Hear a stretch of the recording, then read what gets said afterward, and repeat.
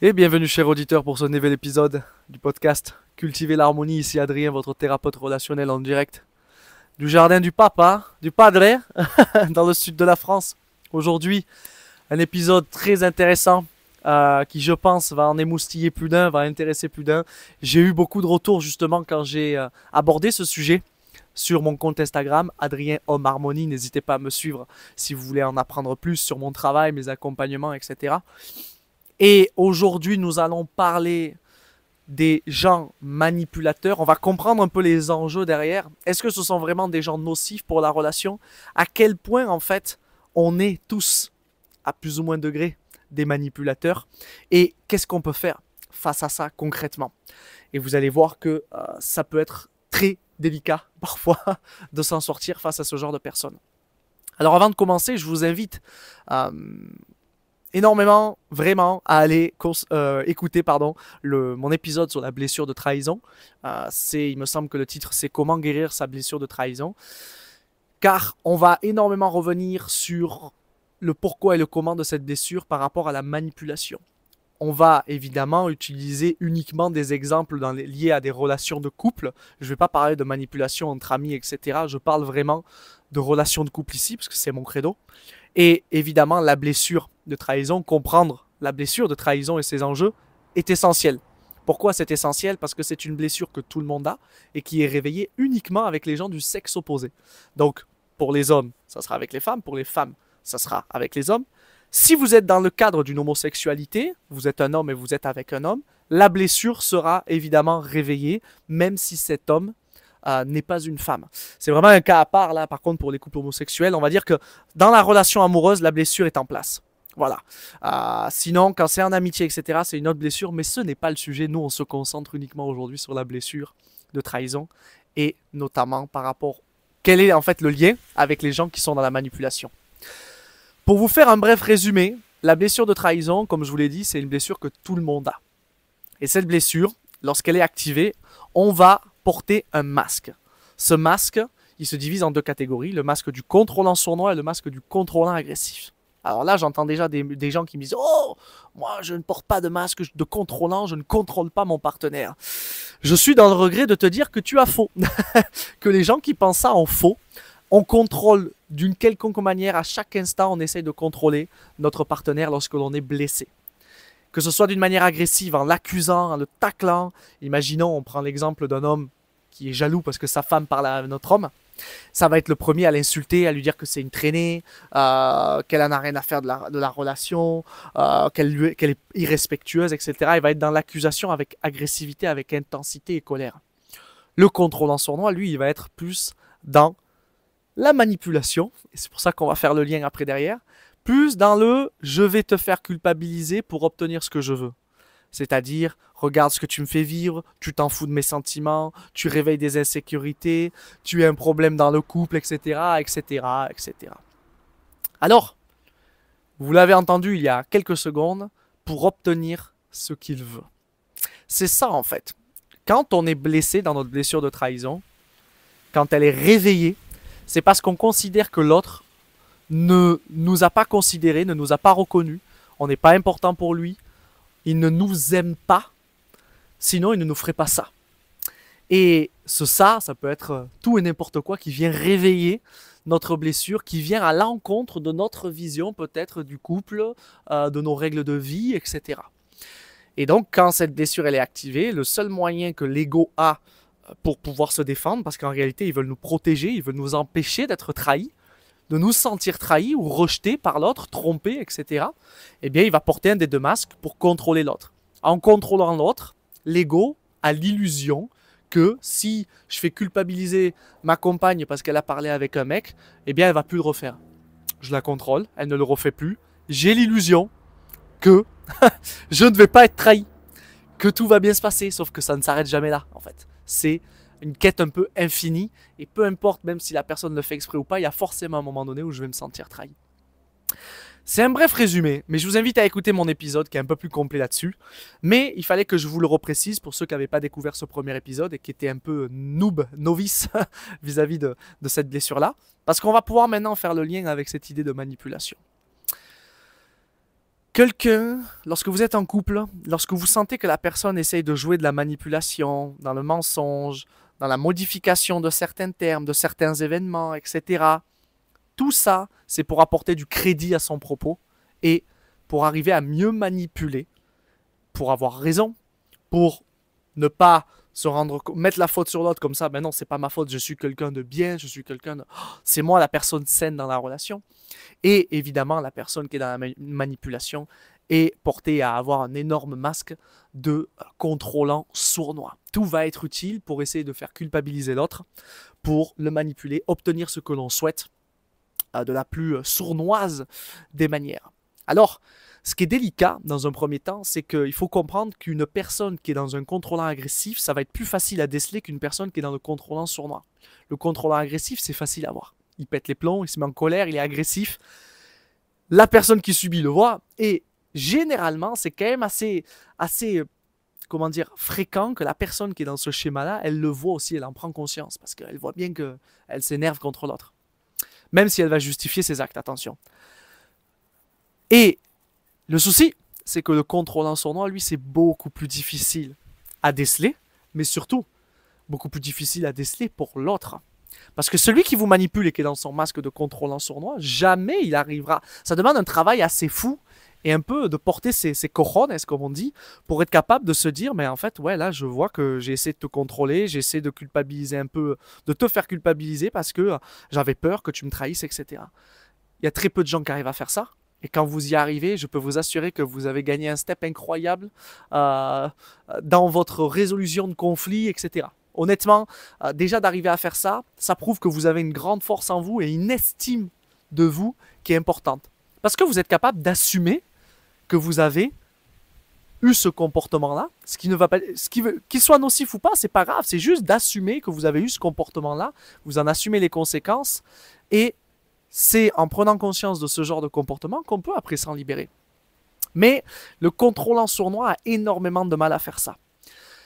Et la technique, en tout cas le point commun à toutes les personnes qui sont dans le contrôle sournois, ça va être de constamment mettre la faute sur l'autre, peu importe la situation, mais surtout, de se concentrer uniquement sur votre réaction plutôt que sur ce qui a amené votre réaction. En gros, la personne dans le contrôlant sournois va vous manipuler d'une certaine manière, va faire quelque chose qu'elle va vous trigger, elle va vous réveiller. Elle va réveiller votre blessure.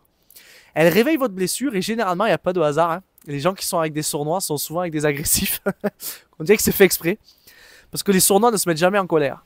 Mais leur technique numéro 1, c'est justement d'utiliser la colère que vous allez vivre contre eux pour vous accuser et renvoyer tout ça, vous renvoyer tout ça en pleine face.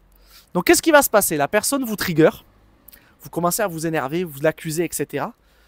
Même si elle a fait la chose la plus horrible au monde sur vous, eh bien, elle va uniquement se concentrer sur votre réaction. T'as vu comment tu me parles mal, tu t'énerves, t'es agressif et patati, patata, c'est toi le problème dans la relation. Ça, c'est un des points communs à toutes les personnes qui sont dans la manipulation. C'est indéniable, ça ne loupe pas. Ce sont des gens qui ne sont pas capables d'aller chercher la racine du problème, de se remettre en question là-dessus, et qui n'arrivent pas à se dire « Ah ben peut-être qu'en fait, c'est moi qui ai déclenché ça. Peut-être qu'en fait, là, mon compagnon ou ma compagne, elle vient de péter les plombs, parce qu'en fait, c'est moi qui ai enclenché ça. Peut-être que si j'avais pas fait ça, elle n'aurait pas fait ça. » Et c'est ça en fait. C'est ça l'enjeu du truc. Mais généralement, ils n'arrivent pas à se dire ça. Ils restent dans le truc de manipulation et c'est une guerre sans fin qui vous attend à ce moment-là. Parce qu'on ne pourra jamais gagner contre l'ego de quelqu'un. C'est impossible. La seule personne qui est capable de gagner contre l'ego, imaginons, de votre partenaire, c'est votre partenaire elle-même. La seule personne qui est capable de gagner contre votre ego, c'est vous-même. Et là, malheureusement, c'est là en fait que les choses s'enveniment et deviennent très compliquées. Comment voulez-vous construire une relation saine si vous êtes constamment en conflit contre quelqu'un et contre son ego? Comment voulez-vous construire une relation saine si dès la moindre embrouille, tout est de votre faute et qu'en fait la personne en face ne prend pas sa responsabilité dans ce qu'elle a fait, dans ce qu'elle a dit, comment elle a agi? C'est extrêmement difficile. Et c'est une guerre insoutenable parce que, pour l'avoir vécu d'ailleurs, c'est très compliqué parce que c'est assez lunaire où on se rend compte qu'en fait, peu importe la réaction que vous allez avoir, la personne va trouver une excuse, quelque chose, va se nourrir de votre réaction pour confirmer le fait que c'est vous le problème et que c'est votre faute. Ces gens-là sont dangereux. Je vous le dis honnêtement, ces gens-là sont dangereux. Et on va voir un peu qu'est-ce qui se cache derrière ce comportement pour mieux arriver à les comprendre, à les observer avec plus de compassion, etc. Mais je vous le dis honnêtement, ça demande un gros détachement et une force assez impressionnante pour arriver à quitter ce genre de personnes. Parce que généralement en plus, quand on est avec ce genre de personnes-là, on vit des relations assez intenses, assez passionnelles et fusionnelles. On a une dépendance affective qui se crée. Et c'est encore plus difficile de partir, même si on voit que c'est un red flag sur pattes. C'est extrêmement compliqué. Donc, qu'est-ce qui fait que ces gens-là sont dans cette manipulation-là? Les personnes qui vont avoir tendance à mettre tout le temps la faute sur l'autre, etc., ce sont des gens qui ont très peu d'estime d'eux. Et ils en ont tellement peu. En fait, ils ne s'aiment tellement pas eux-mêmes qu'ils vont tout faire pour éviter que ce soit de leur faute. Parce que si il y a confirmation que c'est leur faute, oh, mon Dieu, déjà qu'ils ont très peu d'estime d'eux, imaginez. Le peu qui reste, il va être détruit parce qu'ils se rendent compte qu'en fait, ils ont été une mauvaise personne, qu'ils ont été méchants avec vous, qu'ils ont été manipulateurs, que c'est eux le problème du couple, qu'ils ne sont peut-être pas à la hauteur, ils ne sont pas dignes d'être aimés, ils vont se rejeter et ça, c'est impossible pour eux. Donc, qu'est-ce qui se passe? L'ego prend le relais. Et l'ego, il veut les protéger. Et donc, il va tout faire pour que les autres soient dans la manipulation. Pardon. Ils vont tout faire pour manipuler l'autre, pour que ça soit la faute des autres. Comme ça, ok, on ne touche pas à ma petite estime de moi, je suis tranquille, parce que c'est sa faute à lui, c'est bon. Tout va bien, c'est toi qui as raison, c'est toi qui es aimable, tu es digne d'être aimé, tout va bien, ça va bien se passer. C'est ça en fait qui se passe. Alors, on peut, avec le temps et la distance, arriver à observer les choses de cette manière-là, voir en fait la manipulation chez l'autre. Il y a quand même à un moment donné une limite.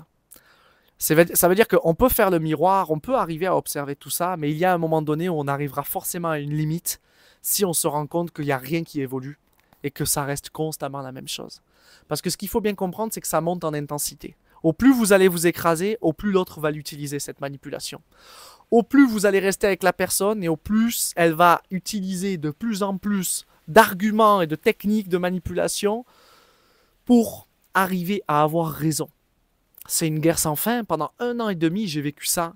Et je peux vous assurer que ça n'a pas de... Il n'y a pas de finalité à ça. La seule finalité, c'est que vous allez vous détruire l'un l'autre. Et qu'en gros, jamais vous allez trouver de terrain d'entente. C'est impossible. Et du coup, ça demande un vrai courage d'arriver, même si vous observez, en fait, avec amour et compassion, la personne qui est blessée et le pourquoi elle vient faire ça. Il se peut qu'en fait, même avec toute la bienveillance et l'observation et l'amour du monde, ça ne change rien. Et si vous êtes en face d'un mur, le seul moyen que vous avez pour avancer, parce que ce mur se dresse sur votre chemin, et que vous ne pouvez pas le détruire, c'est de le contourner. De prendre un autre chemin, c'est-à-dire d'avancer avec quelqu'un d'autre. Et c'est assez triste à dire parce que ça fait mal au cœur, mais malheureusement, il se peut que beaucoup de personnes dans cette catégorie-là n'avancent et n'évoluent jamais. Ils ne se remettront jamais en question, ils n'arriveront jamais à voir cette manipulation qu'ils mettent en place parce que ça va être bien trop douloureux pour eux de se regarder dans un miroir et de se rendre compte qu'ils ont eu tort et que ça a été eux dans cette situation les méchants, mais que dans cette situation. Et en fait, c'est ça, ils ont peur de tout, ils ont tellement peur de passer pour les méchants qu'ils vont adopter des comportements qui vont les pousser à être les méchants dans n'importe quelle situation. C'est là le piège de l'ego. On pense qu'il va nous protéger en écoutant, mais il ne se rend pas compte qu'il nous amène pile poil vers ceux qu'on ne veut pas. Et donc là, la personne, elle manipule énormément parce qu'elle n'a surtout pas envie de se rendre compte que c'est elle le défaut dans la relation, en tout cas dans cette situation, que c'est elle le problème. Et du coup, son ego va la protéger. Mais du coup, son ego va la pousser, cette personne, à adopter des comportements qui vont faire en sorte qu'elle va être invivable et l'autre va dire à chaque fois « Tu es méchante, tu es ci, tu es ça. » Bref. C'est un cercle vicieux qui ne s'arrêtera jamais. Donc comment on peut faire face à ce genre de personnes-là? Ce qu'il faut bien comprendre, c'est qu'il y a un vrai travail de miroir à réaliser parce qu'on est tous des manipulateurs à plus ou moins degrés. Et n'importe quelle personne qui a une blessure de trahison bascule constamment entre le sournois et l'agressif. On peut arriver à développer une certaine compréhension du cœur à comprendre ce qui se passe et à voir que l'autre, si elle nous manipule, c'est qu'il y a une vraie insécurité derrière. Elle a une peur bleue de se rendre compte que c'est sa faute. Même si on ne le voit pas sur le moment parce qu'on est énervé et qu'on sent que la personne nous manipule ou essaye de faire des trucs chelous, mais la personne qui fait ça a une peur bleue de se rendre compte que c'est elle la fautive. C'est monstrueux comme peur. Au point d'en être dans une illusion, un déni total. Vous vous rendez compte de l'intensité de cette souffrance pour ne pas être capable de la voir, de la toucher, de la sentir. C'est énorme. Donc le premier conseil que je pourrais donner, c'est vraiment un travail sur ça. D'observation, d'arriver à comprendre avec le cœur qu'est-ce qui se passe chez l'autre, de faire le miroir. Et ça peut déjà énormément améliorer les choses quand du coup on ne sera plus en réaction, c'est-à-dire qu'on va être détaché de ça, on va voir le jeu de l'autre, on va lui laisser faire son manège, on va prendre de la distance, poser notre limite, et ensuite on va pouvoir aller un peu plus approfondir en amour, avec bienveillance, ce qui vient de se passer. Mais malheureusement, même si la personne, sa blessure est activée, puis après se désactive, et qu'elle redescend en pression, et que vous aussi, il se peut qu'elle ne veuille jamais lâcher l'affaire. Et là, il faut bien prendre conscience qu'on ne peut pas changer les gens. Et c'est quelque chose que j'ai appris à mes dépens et qui a été très douloureux, qui m'a fait vivre beaucoup de tristesse à cette époque-là, c'est qu'on ne peut pas changer les gens. Et la seule solution que vous avez à ce moment-là, c'est de partir. Vous ne pouvez rien faire. Vous allez vous sacrifier, la relation va être un poids dans votre vie qui va impacter tous les autres aspects relationnels, professionnels, votre santé, pour quelque chose qui ne changera et n'évoluera jamais. Parce qu'il faut bien prendre conscience, encore une fois, que si quelqu'un ne veut pas changer, il ne changera pas. Vous ne pouvez pas aider les gens à changer, vous ne pouvez que leur montrer le chemin. C'est eux qui doivent faire le premier pas vers ce chemin. Et c'est très douloureux. C'est très douloureux quand on en prend conscience, c'est très douloureux quand on vit une dépendance affective et qu'on a peur de partir. Surtout qu'en plus, être avec quelqu'un qui vous rabâche constamment que c'est votre faute, qui met en lumière tous vos réactions, même si à un moment donné elles sont parfois légitimes, parce que vous atteignez une limite, eh bien ça réveille beaucoup de peur.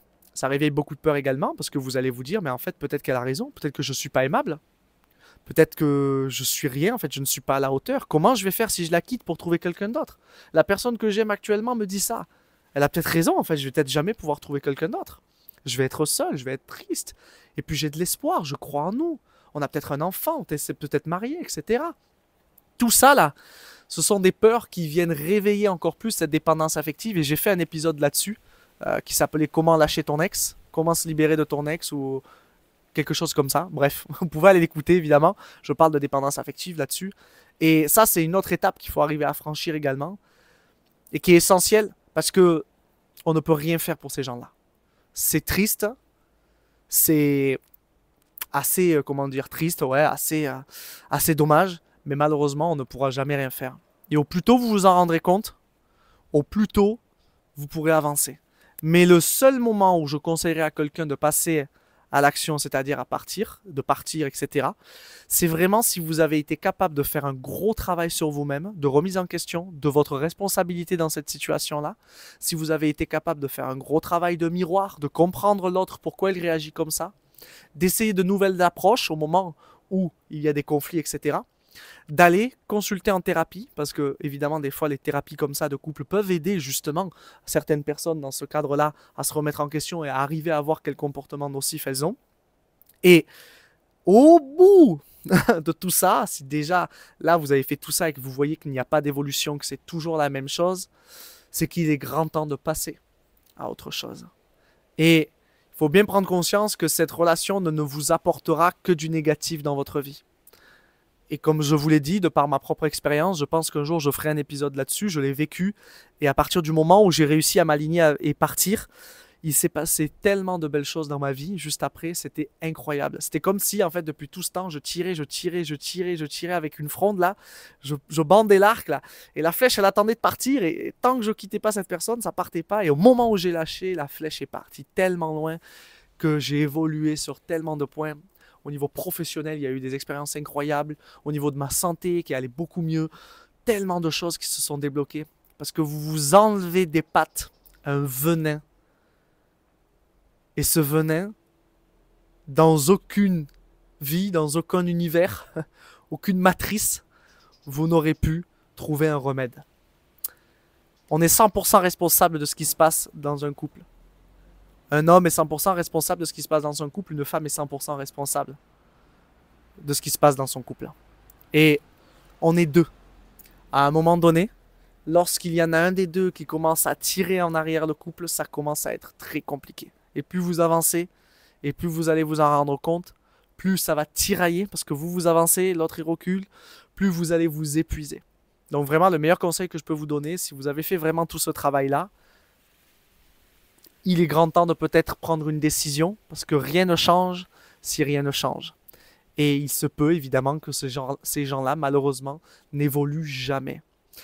Donc c'est très compliqué à gérer. Je vais pas parler de pervers narcissique, de machin, etc. Parce que j'aime pas du tout ce terme.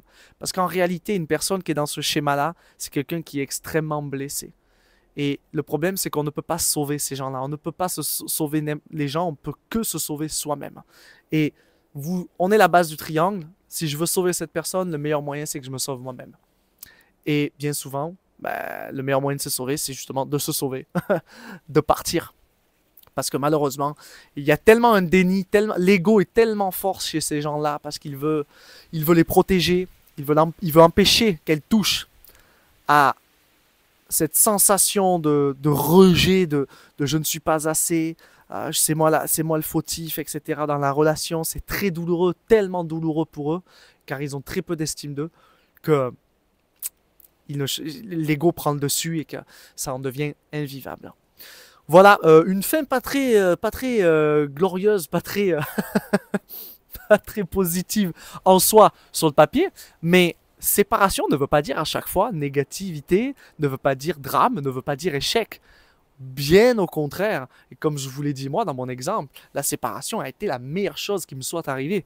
Et Dieu merci que j'ai eu le courage justement de pouvoir faire cette séparation-là, de pouvoir initier ça et de partir, parce que ça a été libérateur. Et cette libération m'a tellement apporté, et je vous le souhaite si vous êtes dans une situation comme celle que j'ai été, d'arriver à pouvoir partir et à enfin vivre votre vie, à trouver quelqu'un avec qui vous allez pouvoir avancer et avec quelqu'un avec qui vous ne serez pas constamment dans une guerre d'ego. Parce que ça n'a pas lieu d'être, ça. C'est pas le but d'une relation, d'être tout le temps dans une guerre et de chercher à savoir qui a raison. Ça, c'est que l'ego. L'être humain normal, basique, lorsqu'il rencontre quelqu'un, son but, c'est que ça soit simple, fluide, et qu'il s'épanouisse auprès de cette personne, qu'il se sente bien, qu'il avance et qu'il évolue. Évidemment, on ramène chacun nos casseroles, et on va devoir apprendre à cuisiner avec nos casseroles ensemble. Mais le but, c'est pas d'être constamment dans une guerre d'ego. Et si c'est le cas, c'est peut-être qu'il faut se poser des bonnes questions alors. Peu importe du côté que vous êtes, le manipuleur ou le manipulé. Dans les deux cas, posez-vous les bonnes questions. Si vous êtes tout le temps dans une guerre d'ego à chercher qui a raison ou pas, c'est qu'il y a quelques questions à se poser. J'espère que cet épisode vous aura plu. Je vous dis évidemment à la semaine prochaine pour un nouvel épisode du podcast Cultiver l'harmonie, le podcast qui aide les hommes et les femmes à s'harmoniser pour de bien plus belles relations avec les autres, mais également et surtout avec eux-mêmes. À très vite, c'était Adrien, votre thérapeute relationnel. Bye bye.